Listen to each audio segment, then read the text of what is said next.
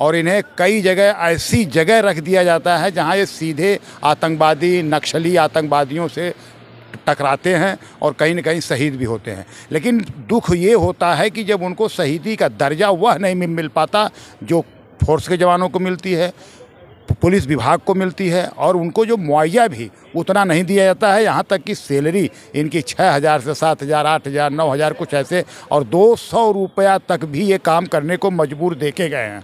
तो मैं बता दूं कि जिस प्रकार से अभी होमगार्ड विभाग की बात आई है, संविदा कर्मचारियों की बात आई है, अगर एनडीएमसी की बात किया जाए तो एशिया की सबसे बड़ी वह संस्थान है एनडीएमसी, लेकिन यहाँ के टीएमआर आज भी 25 वर्षों से लगातार कार्यरत हैं, लेकिन अभी तक उनको पक्का नहीं हो पाया। तो कहीं न कहीं सरकार के घोषणा पत्र में अगर देखा जाए, जहां भारतीय जनता पार्टी की घोषणा पत्र की बात आती है, वहां जो भारतीय जनता पार्टी अपने संकल्प पत्र के नाम से दिया है, वहीं न्याय पत्र के नाम से अपना इंडिया गठबंधन राहुल गांधी ने भी दिया है। लेकिन इन लोगों के किसी भी दल में एसपीओ, टीएमआर और संविदा कर्मचारियों का नाम तक नहीं है। आखिर क्यों?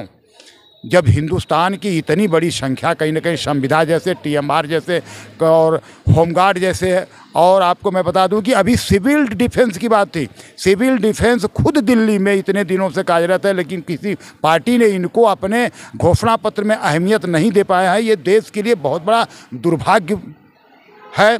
और मैं तो आपको बताऊं कि मैं आम आदमी सेवा समिति के होने के नाते आपको पूरी जिम्मेदारी के साथ बता देता हूं कि मैं कल परसों के बीच में ही माननीय प्रधानमंत्री नरेंद्र मोदी और अमित शाह जी को ये ज्ञापन देने का काम करूंगा कि इन लोगों के ऊपर संज्ञान आप कब लेंगे। मेरा तो यहाँ तक मानना है कि अगर जो पार्टी कहीं एसपीओ के लिए अगर जम्मू कश्मीर में अगर अपने घोषणा पत्र में नाम डाल देती, तो मुझे लगता है कि कहीं ना कहीं वह बहुमत की तरफ जाना। 38,000 फैमिली है, लेकिन वो इन लोगों की नज़र में नहीं है। क्यों नहीं नज़र में है?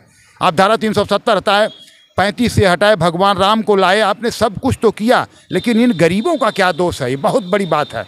तो आने वाले 1-2 दिन के अंदर ही माननीय गृह मंत्री और माननीय प्रधानमंत्री को ये ज्ञापन हमारे माध्यम से दिया जाएगा, जो आम आदमी सेवा समिति से है। और मैं अपने एसपीओ और होमगार्ड के साथियों, संविदा के कर्मचारियों, डिफेंस के कर्मचारियों को, तमाम टीएमआर के लोगों से निवेदन करूंगा कि आप लोग अपनी एकजुटता, एक मिशन को एक संजोइए, और आप लोग ही आगे बढ़ेंगे। हम तो आपकी आवाज़ को रखने का काम कर रहे हैं। और मैं आपको बता दूं, मुझे किसी भी प्रकार से, किसी भी संस्था से, किसी भी व्यक्ति से किसी भी सहयोग की आवश्यकता नहीं है, क्योंकि मैं दिल्ली में रहता हूं। मेरे 2 किलोमीटर के दूरी में पीएमओ दफ्तर है, और वहीं प्रधानमंत्री आवास है, वहीं जंतर मंतर है, संसद मार्ग है। मुझे न कोई भाड़ा लगना है, न कुछ लगना है। मैं अपने आप आपकी लड़ाई लड़ने के लिए आपके संबंधित, आपकी मांगों के संबंधित सभी लेटर माननीय प्रधानमंत्री और गृह मंत्री को देने का काम। कौन नेता क्या किया, हमको किसी की शिकायत नहीं करनी है, लेकिन उनको कुछ नेताओं ने लोगों से पैसा भी लिया है, वो भी हमें जानकारी है, लेकिन हम उसको नहीं कहेंगे। हम तो खुलेआम पहले कह देते हैं कि हमें किसी भी व्यक्ति से कोई चंदा और सहयोग की कोई आवश्यकता नहीं है। हम आपका लेटर देंगे, वो लेटर की कीमत बहुत ज़्यादा नहीं होती है। ये 100-200 के लेटर होते हैं, 25 से 30 रुपया, 40 रुपया तक रजिस्ट्री हो जाती है। और अगर पैदल चलना होगा तो मात्र 20 मिनट की दूरी पर प्रधानमंत्री आवास को लेटर दिया जा सकता है, महामहिम राष्ट्रपति को लेटर दिया जा सकता है, गवर्नर साहब को लेटर दिया जा सकता है। इसके लिए कोई पैसे की आवश्यकता नहीं है। सुनना है चुनी हुई सरकारों को।